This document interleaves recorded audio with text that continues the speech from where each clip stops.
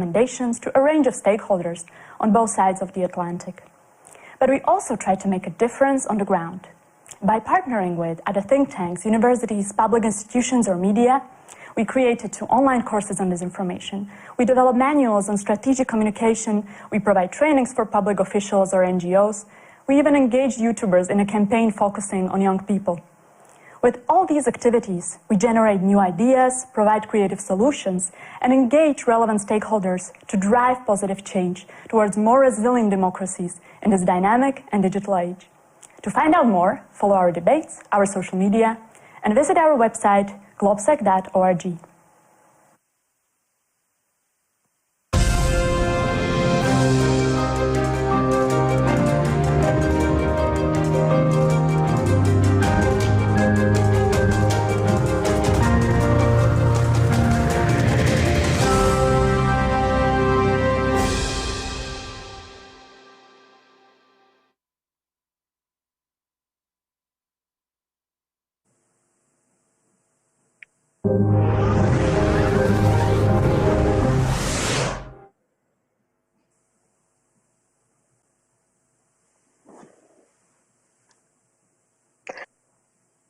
Ladies and gentlemen, dear viewers, welcome to the session on disrupting economies of disinformation at GlobSec 2020 Digital Stage.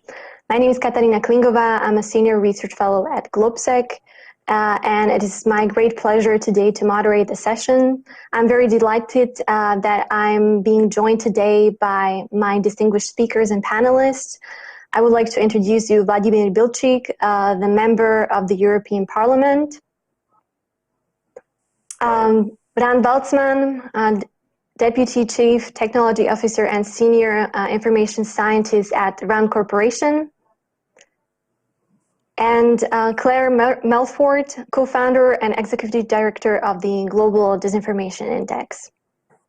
Thank you very much for joining us today, and I hope we are going to have a very fruitful discussions. Before we start, I would like to start with a bit of a housekeeping rules. We have a huge audience following us online. Therefore, I would like to encourage our audience to post questions in the question sections at the panel, where you can also vote for particular questions and promote them to the top. We will have a session at the end of our panel where we're going to go to your questions. So please ask and pose your questions, and we'll go and try to address them. So the COVID-19 pandemic has been accompanied what the World Health Organization described as infodemic. While disinformation has been here with us for ages, many actors spread disinformation and enable the spread of false information because they make a lot of money out of it. While critical thinking and strategic communication are important antidotes to infodemic and disinformation, a truly efficient plan needs to include a plan how to disrupt the financial streams of disinformation. And this is what we hope to address during the sessions. Therefore, I would like to start with Claire because she's from the Global Disinformation Index, and they did a really good research on it. And I would like to ask her, how is disinformation monetized online? Who is making profit from disinformation? And how can we stop it? And what kind of changes have you observed with the COVID-19 pandemic and its financing? Thank you. So Claire? Thank you. Can you hear me okay? Yes. Great. There are a huge number of people making a lot of money from disinformation. We at GDI estimate that around $250 million a year is made across disinformation sites. We did a study earlier this year just looking at COVID-19 disinformation, which estimated that around $25 million would go towards COVID-19 conspiracy theories, bunk cures, etc., just in 2020. The reason this is possible is because of the huge increase in use of programmatic advertising networks, which place ads based on the number of clicks a piece of content gets. So all a disinformation actor has to do is make clickable content. That content then immediately earns ads based on and dollars based on the number of clicks it gets. So you write something that gets clicks, you get dollars. The more controversial the content, the more it enrages us, the more dollars you're going to make. And this is true for COVID-19 disinformation. It's true across all sorts of conspiracy theories. And what we're seeing is that many of the same websites are trafficking in a lot of the same conspiracy theories, whether it is COVID-19 or anti-vax or climate change denial, anti-Black Lives Matter, anti-Islam, you name it. Many of the same sites come up time and again, trafficking in these conspiracies and this highly divisive content, purely because, or partly because, it is a way of generating high traffic volumes and therefore high amounts of advertising revenue. But I would just want to add that advertising is not the only way that disinformation merchants monetize their content. There is merchandising. There are plenty of shops on Etsy, on eBay, on Amazon, where people sell merchandising that makes money for their particular conspiracy theory. And it also stretches across payment systems. So there is a whole ecosystem of ways that people can monetize the sort of divisive, polarizing, and extremely harmful content across a whole range of narratives that we've seen particularly painfully brought to light through the COVID pandemic, which has resulted in people dying from bunk cures, for example, and has undermined the work that public health authorities are doing to try and get high quality public health information out there.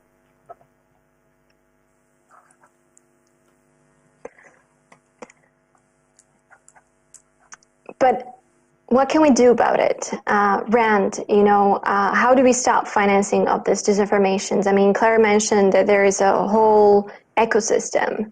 What can we do about it? How can we, it's not about the social media platforms who earn a lot of revenue about it, but it's also, bots and trolls that are readily accessible on your browser. You don't even have to access the deep web. But it's also about the young people, for example, in Belarus, who are very much, popular in spreading disinformation and earning a lot of money prior to the past presidential elections in the United States.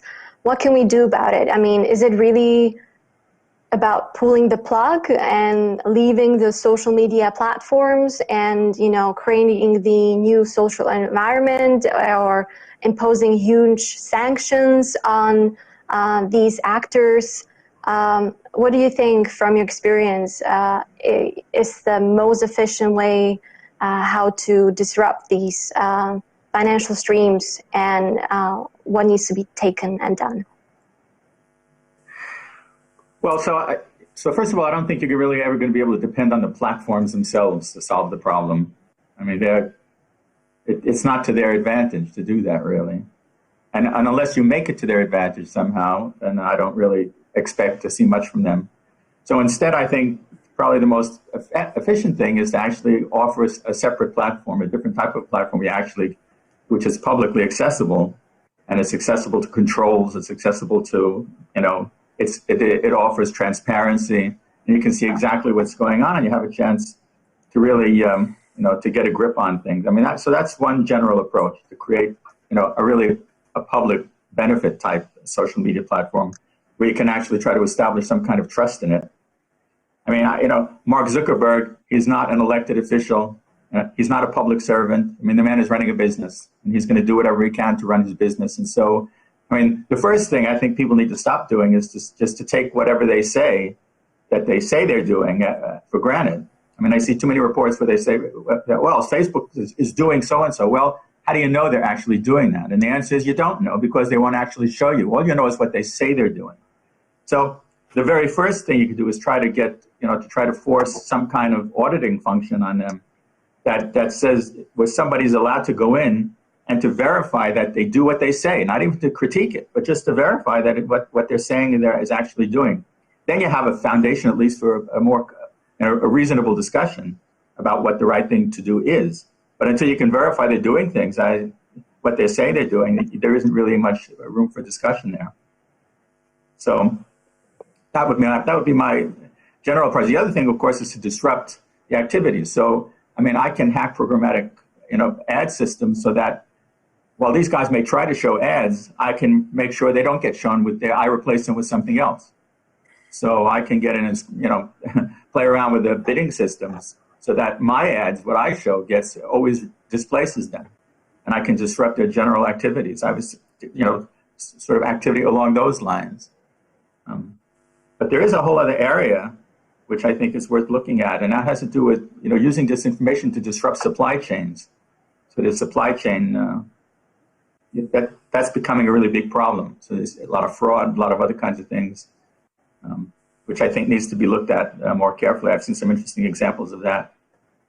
So I'll stop there. Well, not everybody has your hacking skills, Rand.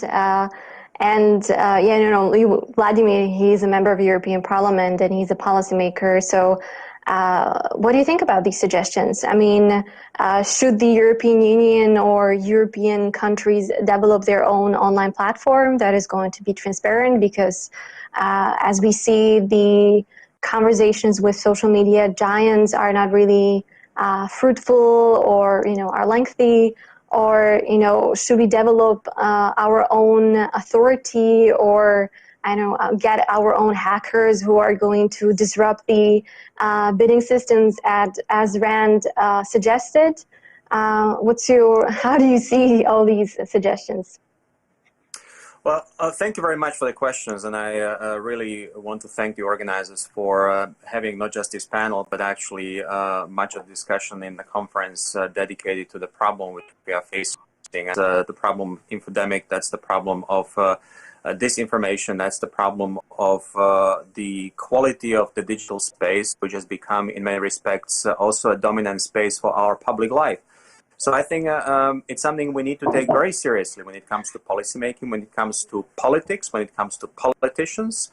It's one of problem and one of event when it comes to just elections or campaigns. It concerns consumers. It concerns the quality of the market because much of the business these days is done online. And so in that sense, as Claire was saying, there is this whole ecosystem here which has developed in the past couple of decades. And I think we need to find a proper, responsible public way of how we address and deal with this ecosystem to take out the best of it and to, in a way, mitigate the evils which associate with the digital space. And I think this is an important task for us in the policymaking, business policymaking area. It's an important task for us also in the European Union. This is not a problem of a single state. This is a global problem. So we can only politically face it at the level of at least a group of states. And here I see the European Union as an actor at the forefront of the efforts to really face the problem of disinformation, which has consequences for consumers, but also for the quality of our public debate, public life, and the quality of democracies. And of course, democracy and market economy go hand in hand. So we must protect both of these by fighting disinformation. How do we do this? Now, in the European Union, and specifically in the European Parliament, we are looking at this as a serious political problem. And I think we need to find serious political answers. And I think they're coming up very soon. It is established a special committee which is going to look into the external actors' role in our democracies, but also going to look into the problem of disinformation and how we can best address it. We already adopted an important resolution in this area in October last year. I was one of the co-authors of this resolution, and I will be also serving on this special committee, which will start its work in September.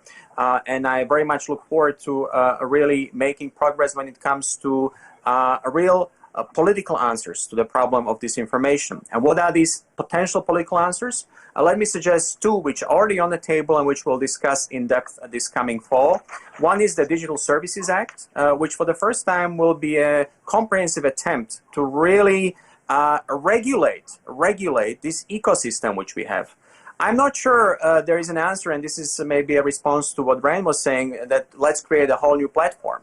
I think we need to find a way how we can best live with the existing environment, but also control the evil side effects of it. And disinformation is an evil side effect of this environment. It can kill, as the pandemic is showing.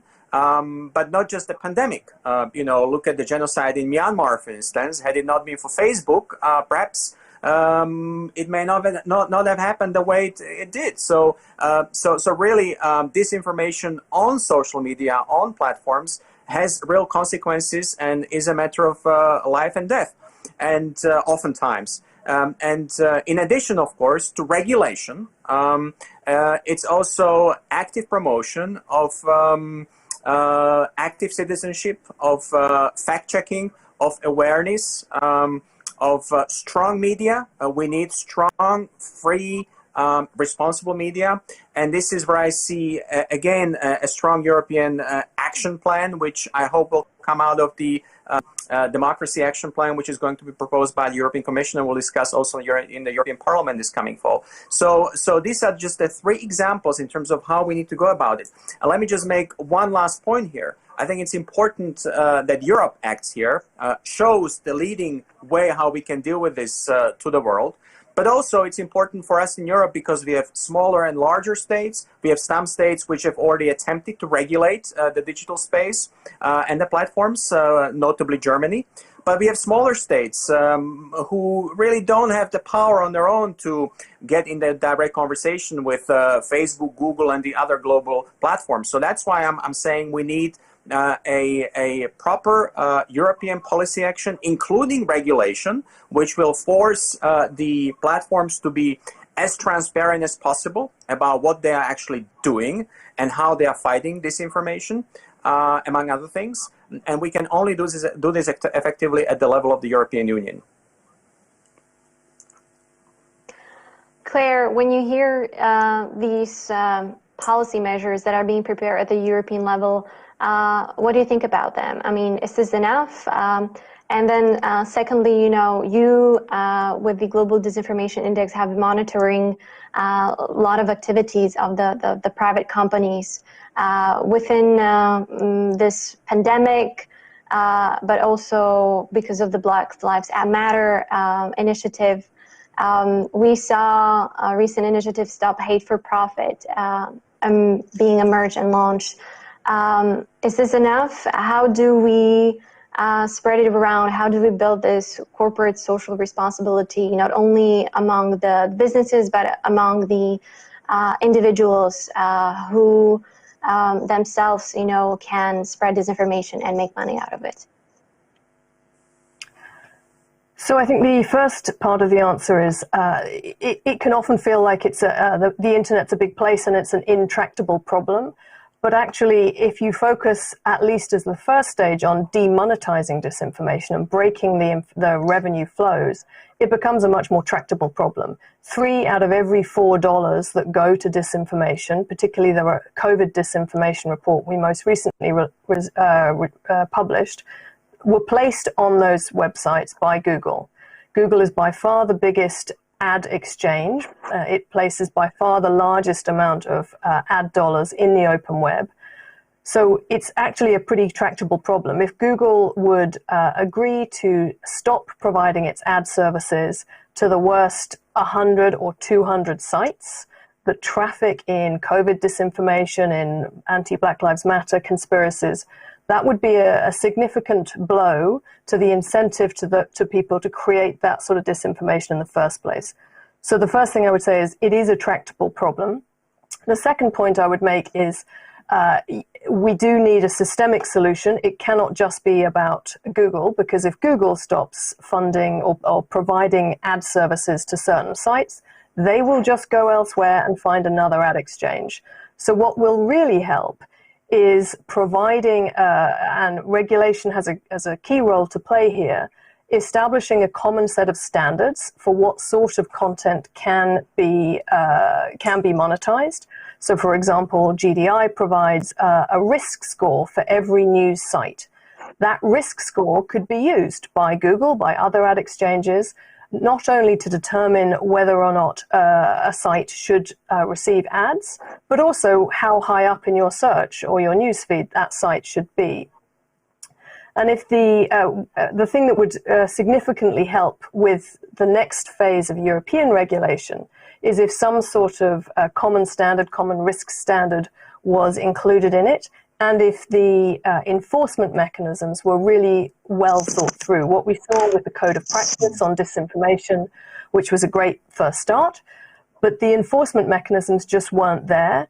And what the platforms were able to do is offer really very, very weak compliance with the Code of Practice. So, for example, Google's offer of meeting its disinformation obligations under the Code of Practice on disinformation was simply to make sure that no site that wasn't clear about its source of funding would be monetized. So all you have to do is state your source of funding. You can carry any content you like, and you will be monetized by Google. This is a really weak form of commitment. So whatever comes next through the Digital Services Act, or whatever mechanism is to follow, really needs to have very tight standards and really clear enforcement.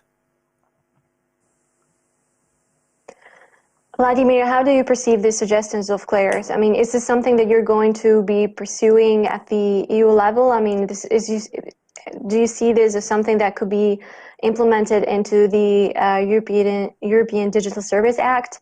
Furthermore, how do we see some actions being taken by the social media platforms? I mean, there are more and more limiting the spread of disinformation, but this is not enough. How do we ensure that they comply with the policies?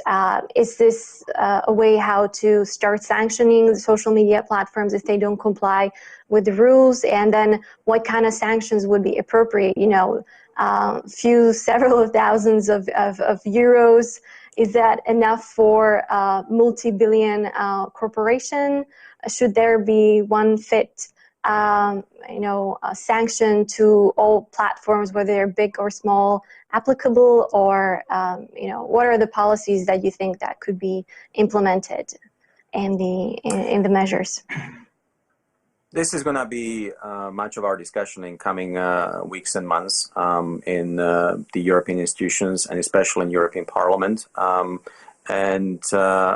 think what Claire has actually pointed out to is a baseline.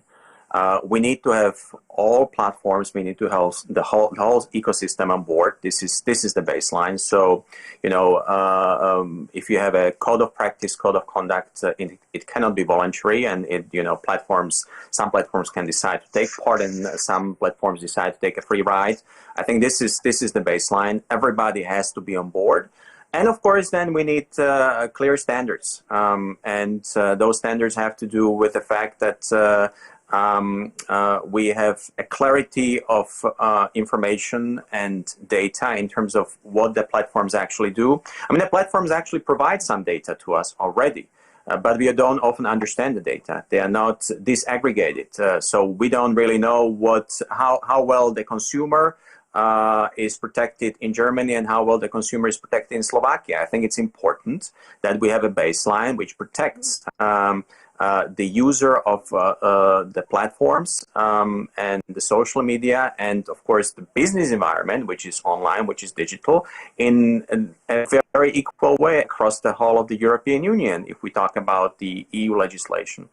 So common standards and the same level of protection for everyone in the digital market across the Europe single market. I think this is essential, and we need to have a lot more clarity and transparency on the data. So in a sense, we need to force the platforms to behave responsibly. And not to produce, if I can use the economic language, the negative externalities for the public space, because this is what's happening. Just like we regulate big business, just like we regulate the banking sector, just like we regulate much of the market because it produces things we don't like, environmental damage, for instance, we must regulate the digital space. So it serves us well, and it has served us very well. You know, the digital revolution has been something many of us have welcomed. But today we are critical because we also see that it produces a lot of problems for our daily lives. Yes, people make huge sums of money off lies and disinformation, but disinformation can also really destroy people's health, people's lives, our social and political environment, and this is a huge problem. Yes, we need regulation. We need to discuss in detail what's the best way to approach this, and that also includes sanctions.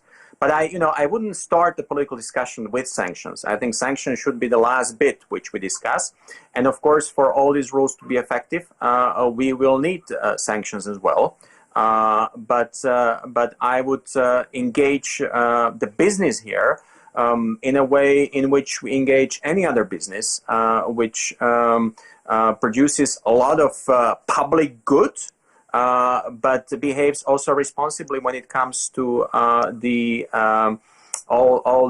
bad byproducts for the public space. And I think this is where the platforms basically will not act on their own. That's clear already, unless we regulate, unless we legislate, and unless we engage very, very seriously politically with this. And by the way, and that's my last remark here, this is not an issue for a few select policymakers. This is not an issue which should concern us only when it comes to elections, campaigns, or big scandals. This is something which should become the way, a part of, an integral part of our policymaking when we think about health policy, social policy, all sorts of public policies. We need to think about the digital space, the online space, because of course this is where much of it takes place in terms of the interaction, the information, but also the business which is done alongside it, and we simply cannot create policies now without regulating the digital space.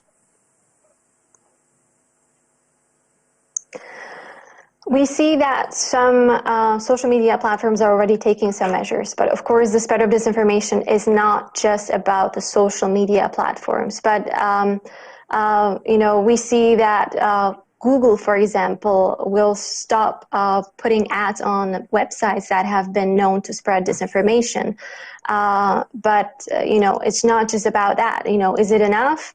We don't know. We don't know how effective that is going to be. We don't know whether the data provided by them or by Facebook and other social media platforms is going to be relevant and trustful, let's say. But we've seen both Claire and Vladimir talk about setting certain standards and principles in the European information space, but we see that a lot of these social media platforms are actually based in the United States, where RAND is based. So my question to you is, do you think that there is a possibility to set common transatlantic standards, and enhance these principles that could be founded and established by the European Union in America or in Canada? How do you think that this legislation could be established, or is there a possibility that the legislation in Europe and the United States would be compatible, or there's a different perception on how disinformation should be dealt with on the other side of the Atlantic? Well, part of the problem with regulation and policy and everything else is that the people who tend to make those, they don't have a very clear idea or understanding of what it takes to actually implement them. So, the technical problems with implementing different types of regulation and legislation. I mean, you go to the banking industry. Yes, when people make regulations in the banking industry, they have a good idea how to actually technically implement them. But in this area, there's a lot of unknowns about how you would implement any policy. So unless government or somebody is willing to invest serious dollars in actually developing the technology that you need to implement the policy is pretty meaningless. I mean, some of the German stuff that I've seen, I mean, it's ridiculous. There's no way to implement any of it. I mean, so since there is no way to actually implement it technically in a reasonable way, the application of the policies tends to be, well, not very effective. So that's one big problem. The other problem is, like you say, cooperation across. Well, this is a global issue. The space is global, and unless countries are ready to just block out everybody else, like the Chinese, then you have to have cooperation, and that's a really big problem because certainly within the United States, I mean, there doesn't seem to be any sign of anybody doing anything in any kind of an organized way to deal with these issues. Yeah, I don't know, but I still emphasize the technology required to implement policy. Unless you develop that together with the policies will be meaningless, and the regulations. So that's really a big problem, and I've seen this in many cases. This is a very interesting notion. That's why I would like to follow up. Like, okay, you talk about technical issues that we need. Can you name some? Because we have a policymaker, Vladimir is there, so he can develop some or suggest development of some. So can you really name few technical implications that need to be done? Well, first of all, defining disinformation and then detecting it at scale is an unsolved problem. Okay? I mean, people do this by hand. Okay, there's a lot of people out there tracing this stuff by hand, but that's limited. The enormous volume of this involved, you can never keep up with it by hand or by the limited tools that people are using today. So that's just one problem, even defining what you mean, and then actually developing the means to detect it at scale, which those things don't exist at the moment. So that's just an example of a problem. And, how you disrupt the flow of it. Yes, okay, yeah. Go ahead. Vladimir, you wanted to point out something? I think this is what Rand is basically opening up is the crux of the matter. And I agree. We need a legislation. We need rules to be ultimately effective. But my point is we've done this in other industries. This is a whole new area, technologically, also politically, also in terms of the implications. We are all excited about new technologies. We are all excited about the digital space. We, cannot imagine our lives without online and digital. This is taking place online and digital, and thanks for that. We have the pandemic, but we can still do this and have this wonderful exchange. Many people can watch, and that's good.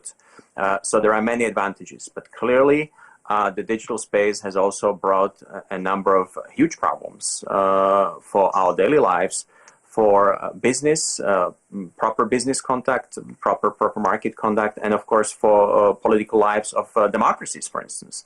And yes, we've always had disinformation here. We just need to find a way how we face it and how we fight it in this new space. I do believe it is possible. We need to have a very honest conversation as policymakers. We need to have a very honest and also responsible approach by the platforms. The platforms are out there as huge players affecting today the flow of information way beyond what perhaps was imaginable a couple of decades ago. I do believe the platforms must be responsible for the content that they spread. Now we can discuss how exactly this is defined and how exactly this is done in practice. But just like New York Times will not spread any news, the platforms have become real powerhouses when it comes to the spread of information and disinformation, and they simply have to be responsible, and we have to hold them to account. A lot of this can be done and should be done by people.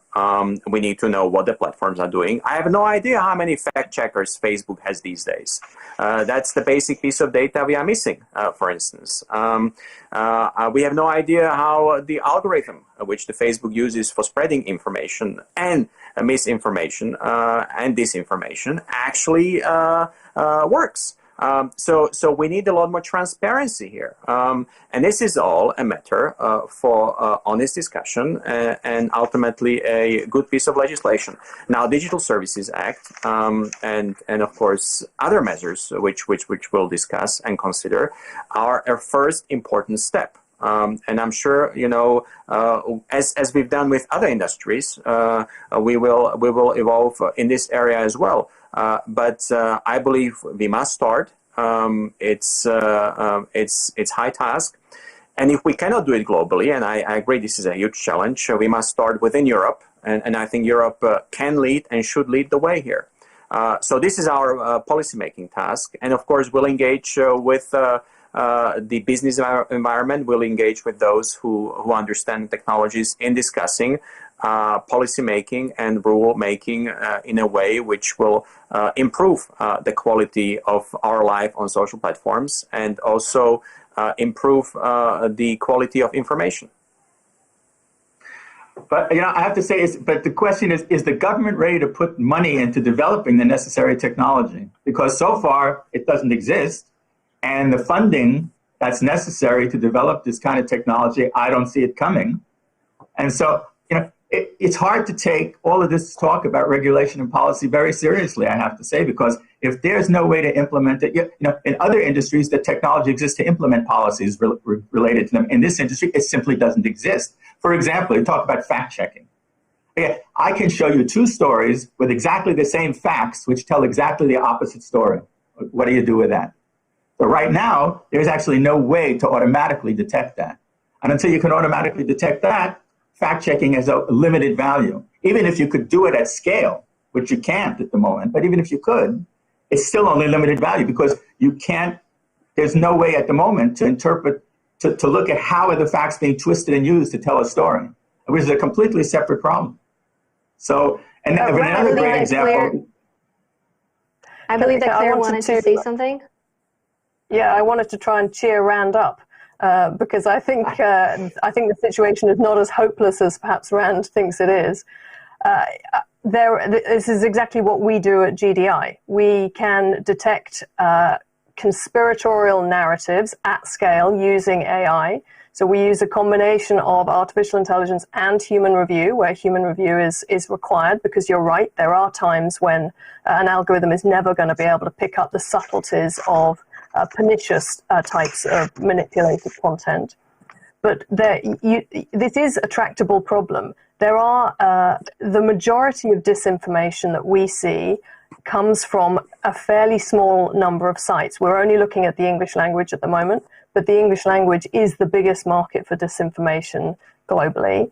So you can look for narratives and topics that frequently appear, and you can do that at scale. So you can look for COVID-19 disinformation, you can look for anti-Black Lives Matter topics, and you can very accurately detect with an algorithm through a combination of the way the language is written and the type of site it's on, whether or not it's going to be higher risk of disinforming. And all you're looking for here is not an absolute, this is definitely false. What you're looking for when you're trying to defund disinformation is this a high-risk site? Is it the sort of place an advertiser would want to have their brand? You then give that risk rating to the advertiser in real time in the ad bidding system and allow the advertiser to choose.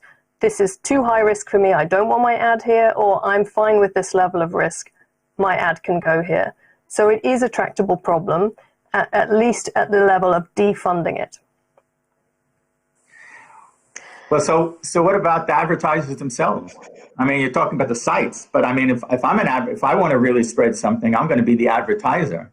I mean, I'm placing my ads in all kinds of fun places to do all kinds of things. So, you know, I mean, I don't know. I manage a $50 million program in technology development in this thing, and so far I haven't seen. Okay, you can do some things, but the problem is far from being solved. Just for example, measures of effectiveness of campaigns. There currently exists no good measures of effectiveness. There's no way to tell, for example, at the moment, really, I mean, in an automated, reliable way, whether what I'm doing is making any difference. So, for example, I can measure an effect.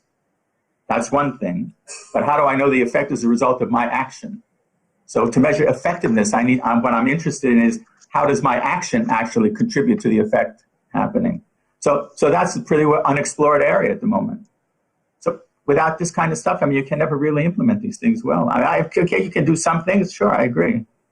But somebody can always outpace whatever you do by hand. I mean, whatever technology you're using right now, I mean, there's always ways to get around it. And there has to be more effort put into developing that kind of technology.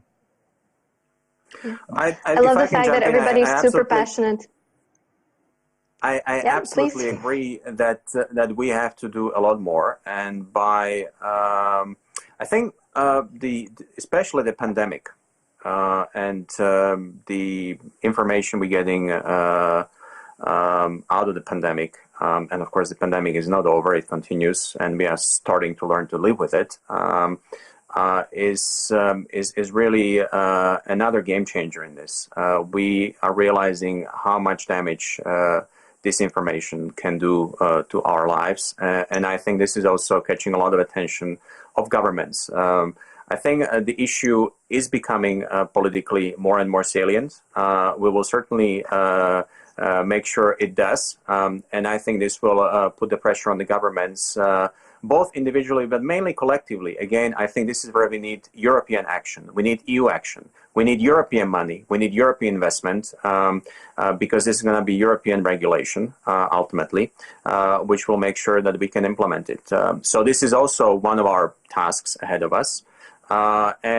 Sure, technology will always be a step ahead of us, but I think we've gotten way behind the technology, and we've allowed too much money to be made of and too much damage to be done through the spread of disinformation. So we really have to get serious about this, and I'm hoping that indeed we can have a very good start here legislatively and also politically this coming fall and next year.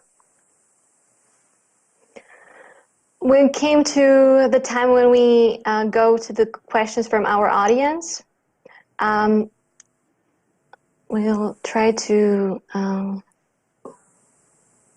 get as many as possible. Okay, we have one question from Andrej Matišak that is addressed to Rand.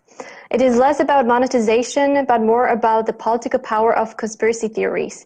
QAnon is a relatively new thing, but quite successful conspiratory movement. How dangerous do you think QAnon is? Is that to I think they're extremely dangerous. Okay, and then we have another question from in person. Hello, everyone. Can you state your question? Yes, sure. Hi there. What? My name is Miroslava Sawiris, and actually, thank you so much for this very fruitful discussion on disinformation and potential solutions. My question is to Mr. Bilčík, because now the talk within the European Union on the Digital Services Act is actually quite exciting. But I guess it's going to be really important what will be, the crucial parameters that this sort of regulation will take. So one of the main issues that is being discussed is whether actually the liability rules for online intermediaries, that is digital platforms, will actually need to be updated, or whether you think that the current state of affairs is sufficient. Thank you so much. So we have two questions, one from Miroslava. Let's start with you, but keep it please short, and then let's cover the question for Rand about QAnon. I will be very short. I don't think they are sufficient. That's very short. And I'll also be short. QAnon, these are extremely dangerous people. Okay. Simply because they're selling stuff people want to buy. Okay. So since you're super short and very effective in addressing these questions, let's go to another question from the audience. There's one question from Craig to you, Mr. Bilčík. How are they working with tech platforms on aligning their ad and content policies to stop ad-funded disinformation? I think that's dealt with the European Union. So how is European Union working with tech platforms on aligning their ads and content? I think this is going to be, obviously, this is going to be a big task in terms of how we address this issue in a comprehensive way through the Digital Services Act. The discussions have been going on at the level of the European Union. I must say that the tech giants and digital platforms are very active in Brussels, and so there is a big conversation going on, and I'm not going to give you an answer in terms of how we're going to do this, but this needs to be part of the way how we address the proper digital space. So to keep this very short, we are in conversation, and I think what we need to do is to inject a sense of proper public and business-like responsibility when it comes to the digital space. I think we need this from everyone, and just like we've been able to achieve it offline, we have to achieve it also online.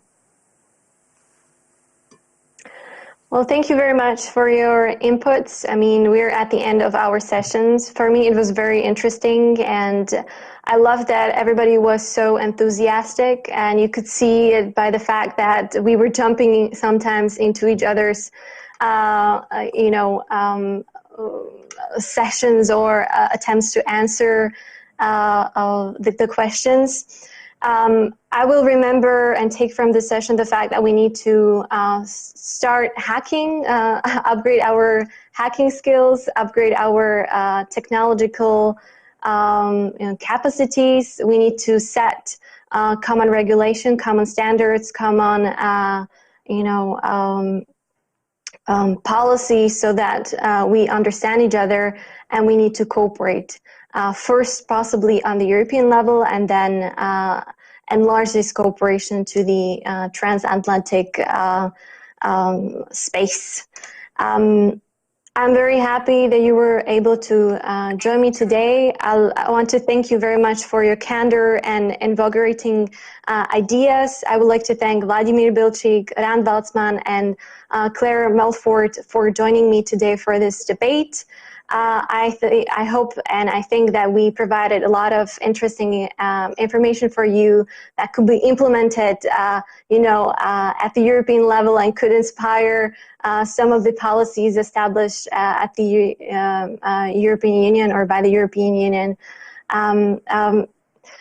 Please stay tuned for our sessions, because we continue. Our next session is going to be covering Belarus, and it's titled Crafting a Transatlantic Response to the Challenge of Belarus.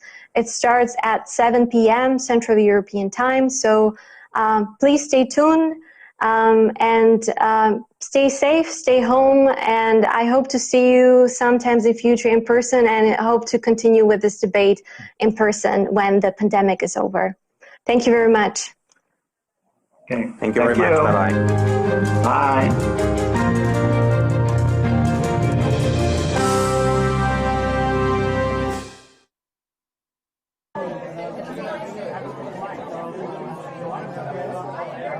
So yes, the public can work together with the private sector to secure our infrastructure and to help keep society safe. In my job at the United Nations, in fact, bringing the public and private sector together is a key part of it.